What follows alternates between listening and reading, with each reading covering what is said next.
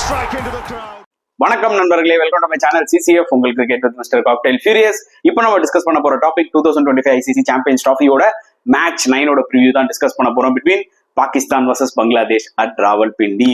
So ரெண்டு டீமுமே already out of the champions trophy. So இந்த மேட்ச் என்ன அவ்வளோ இம்பார்ட்டண்டா இருக்க போது நிறைய பேர் கேட்பீங்க. கண்டிப்பா இம்பார்ட்டண்டா இருக்க போதுங்க. நல்லா ஞாபகம் வச்சுக்கோங்க, பங்களாதேஷ் பொறுத்தவரைக்கும் இந்த டோர்னமெண்ட் ஸ்டார்ட் பண்றதுக்கு முன்னாடி நாங்க உள்ள வரதே இந்த டோர்னமெண்ட்டை வின் பண்றதுக்கு தான் சாண்டோ சொன்னாரு. நிறைய அவங்களோட பிளேயர்ஸ் லைக் முஷ்ஃபிகர் ரஹீம்லாம் வந்து பாத்தீங்கன்னா பாசிட்டிவா பேசினாரு. நாங்க வந்து ஃபைனல் வரைக்கும் வருவோம், இந்தியா அடிப்போம், இந்த மாதிரிலாம் பேசினாங்க. பட் அன்பார்ச்சுனேட்லி இந்த டோர்னமெண்ட் நம்ம நினைச்ச மாதிரியே பங்களாதேஷ் வந்து பாத்தீங்கன்னா சொதப்பிட்டாங்க. ஸோ கடைசி மேட்ச் அட்லீஸ்ட் ஒரு வின்னோட போகணும் தான் அவங்க எதிர்பார்ப்பாங்க. புரியுதா உங்களுக்கு? அண்ட் இன்னொரு பக்கம் பாகிஸ்தான் எடுத்துக்கிட்டீங்கன்னா அவங்களுக்கு இது இன்னுமே ரொம்ப இம்பார்ட்டன்டான ஒரு மேட்ச். பிகாஸ் பாகிஸ்தான் வந்து பாத்தீங்கன்னா இந்த பர்டிகுலர் டோர்னமெண்ட் விட்டு வெளியில போனது பாகிஸ்தான் மக்களுக்கே ஒன்றும் பெரிய ஒரு ஆச்சரியத்தெல்லாம் கொடுக்கல. ஏன்னா அவங்க நிறைய ஃபேன்ஸ் வந்து பேசினதை பாருங்க மீடியால. அவங்க என்ன சொன்னாங்கன்னா, இந்த ஸ்குவாடை பார்க்கும்போதே எங்களுக்கு தெரியும் இவங்க செமிஃபைனல் வரைக்கும் போனாலே பெரிய விஷயம் சொல்லிட்டு, அதனால பாகிஸ்தான் போகாதது எங்களுக்கு ஒன்றும் பெரிய வந்து ஒரு ஷாக்லாம் ஒன்றும் கிடையாது. And more over Virat Kohli வந்து பாத்தீங்கன்னா 100 அடிச்சதை வந்து பாத்தீங்கன்னா பாகிஸ்தான் ஃபேன்ஸ் எல்லாருமே கேக் வெட்டி கொண்டாடினாங்க. சோ அதனால இந்த ஒரு பர்டிகுலர் லாஸ், எஸ்பெஷலி பாகிஸ்தான் இந்தியாவோட தோத்தாங்க பாத்தீங்களா, அது அவங்களுக்கு ஒன்றும் பெருசா படலை. ஏன்னா வழக்கம் போல தோக்கிறது தான். அதனால வந்து இந்த வாட்டி ரொம்ப எக்ஸ்பெக்டேஷன் இல்லாம பாத்துருக்காங்க ஆக்சுவலா பாகிஸ்தான் ஃபேன்ஸ். அதனால பாத்தீங்கன்னா எந்த பக்கமும் டிவி உடையல, கிரைண்டர் உடையல, ஒன்றும் பெருசா எந்த ஒரு இன்ஃபர்மேஷன்ஸோ இல்ல ஒரு வீடியோஸோ வரல பாத்தீங்களா. பட் இதே பாகிஸ்தான் இந்த 3வது மேட்ச் பங்களாதேஷோட மட்டும் தோத்தாங்கன்னு வச்சுக்கோங்களேன், அப்போ நீங்க பாத்தீங்கன்னா ஃபேன்ஸ் வந்து கடுப்பாவாங்க, டிவியை உடைப்பாங்க, மிக்சியை உடைப்பாங்க, கிரைண்டரை உடைப்பாங்க, எல்லாத்தையும் உடைப்பாங்க. சான்சஸ் நிறைய இருக்கு. ஏன்னா இது ரொம்ப ரொம்ப மான பிரச்சனை உங்களுக்கு. ஓகே, நியூசிலாந்து இந்தியா மாதிரி டீம்லாம் பாகிஸ்தானை தோக்கடிக்கிறது அவங்களுக்கு பிரச்சனை இருக்காது. பங்களாதேஷோடையும் நீ தோத்துட்டு இந்த பர்டிகுலர் சாம்பியன்ஸ் ட்ராஃபில 3-0 வெளில வந்திருக்க பத்தியா, தோத்துட்டுன்னு செம்ம காண்டாயிடுவாங்க. ஸோ அதனால வந்து பாத்தீங்கன்னா இது ரொம்ப ரொம்ப குரூஷியலான ஒரு மேட்சா வந்து அமைய போகுது பாகிஸ்தானுக்கு. அதுல எந்த டவுட்டுமே கிடையாது.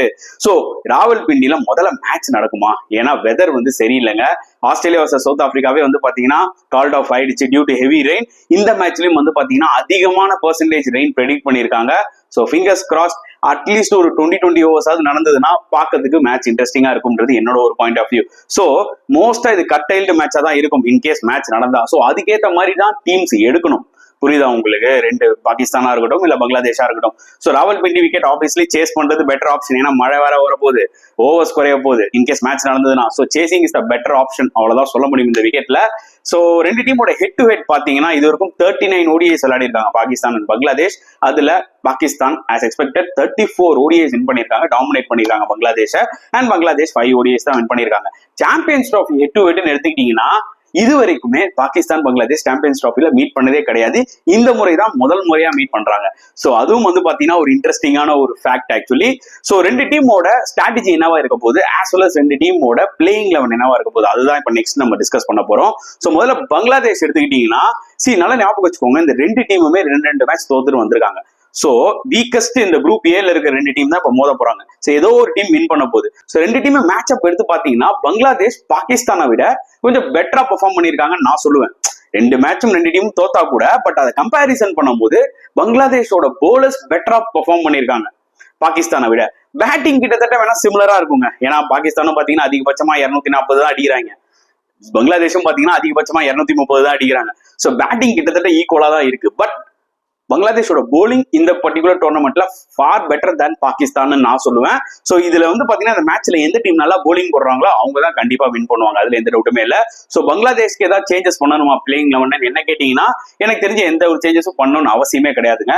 they can go with the same 11. only thing is அவங்களோட டாப் ஆர்டர் பெட்டரா விளையாடணும், அதுதான் ரொம்ப இம்பார்ட்டன்ட். ஸோ டாப் ஆர்டர் வழக்கம் போல வந்து பாத்தீங்கன்னா எல்லாருமே லூஸ் ஆடி போறது, experience player like Mushfiqur Rahim as well as Mahmudullah middle order வந்து இந்த மாதிரி கையில கேட்ச் கொடுத்துட்டு போறதுனால வந்து பாத்தீங்கன்னா டீம் வின் பண்ணாது. ஸோ அவங்களாம் கொஞ்சம் ரெஸ்பான்சிபிலிட்டி எடுக்கணும். திருப்பி சொல்ற மாதிரி முக்கியமா டாப் ஆர்டர் பயங்கரமா கான்ட்ரிபியூட் பண்ணணும். ஸோ என்ன பொறுத்த வரைக்கும் பிளேயிங் லெவன்ல எந்த சேஞ்சஸும் இருக்கக்கூடாது பங்களாதேஷ் பொறுத்த வரைக்கும்.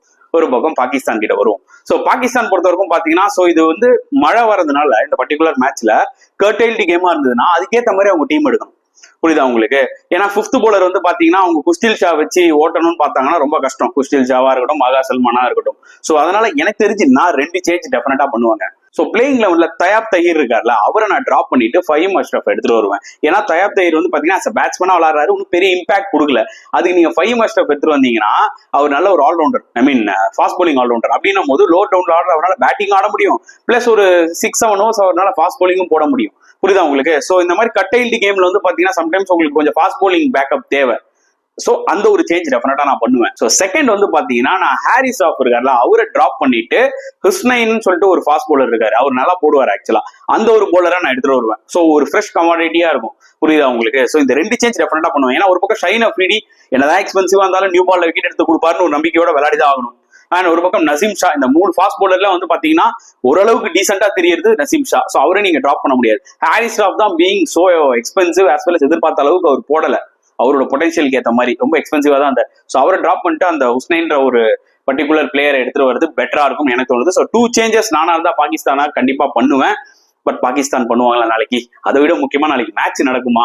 அதுதாங்க ரொம்ப ரொம்ப இம்பார்ட்டன்டான ஒரு விஷயம். ஏன்னா நாளைக்கு மேட்சும் நடக்காம திருப்பியும் கேன்சல் ஆச்சுன்னு வச்சுக்கோங்களேன், என்ன ஆகுனா இல்ல, பாகிஸ்தான் அவங்க ஹோஸ்ட் கண்ட்ரி இந்த வாட்டி வந்து செமிஃபைனல் குவாலிஃபை ஆகல.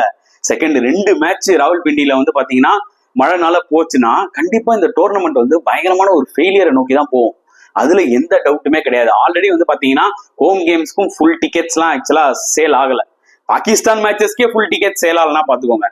துபாயிலையும் வந்து பாத்தீங்கன்னா நம்ம எக்ஸ்பெக்ட் பண்ண அளவுக்கு இந்தியா பாகிஸ்தான் மேட்ச் ஃபுல் கிரௌட்லாம் இல்ல. வந்தாங்க செகண்ட் ஹாஃப்க்கு மேல நல்லா வந்தாங்க, பட் ஸ்டில் எதிர்பார்த்த அளவுக்கு ஜாம் பேக்டா இல்ல.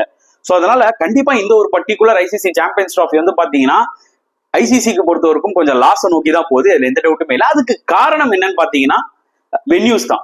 புரியுதா உங்களுக்கு? பாகிஸ்தான்ல எத்தனை பேர் வந்து மேட்ச் பார்ப்பாங்க, அது ஒரு ஃபேக்டர் இருக்கு. டிக்கெட் பைசா கொடுத்து அவங்களால பார்க்க முடியுமா? பினான்சியலி அவங்க கொஞ்சம் டவுன்ல இருக்காங்க. அண்ட் துபாய் பொறுத்தவரைக்கும் பாத்தீங்கன்னா இந்த 50 ஓவர்ஸ் கேமுக்கு அவங்க பீப்புளுக்கு வந்து பாத்தீங்கன்னா இன்ட்ரெஸ்ட் இருக்குமா? இந்தியா பாகிஸ்தானுக்கே பெருசா இல்லை. மேபி ஒரு செமிஃபைனலுக்கு ஃபுல் கிரௌட் வர சான்சஸ் இருக்கு, அதை நம்ம வெயிட் பண்ணி தான் பார்க்கணும். பட் ஆஸ் ஆஃப் நவ் ராவல்பிண்டியில மட்டும் பாத்தீங்கன்னா இவங்க பிக்சர்ஸ் வச்சது கம்ப்ளீட்டா ஃபெயிலியர் ஆயிருக்கு. ஹோப்ஃபுல்லி அட்லீஸ்ட் ஒரு 20 ஓவர்ஸ் கேம் மாதிரி இந்த மேட்ச்ல நான் பாப்பேன்றதை எதிர்பார்க்கிறேன். சோ உங்களோட கருத்துக்கள் என்ன? பாகிஸ்தானா பங்களாதேஷா இன்கேஸ் மேட்ச் நடந்துச்சுன்னா மறக்காம கமெண்ட் செக்ஷன்ல போடுங்க. இந்த வீடியோ பிடிச்சிருந்தா லைக் பண்ணுங்க, ஷேர் பண்ணுங்க, முடிஞ்சா சப்ஸ்கிரைப் பண்ணுங்க. சோ நெக்ஸ்ட் வீடியோல பார்க்கலாம் ஃப்ரெண்ட்ஸ். அன்டில் தென் பாய்.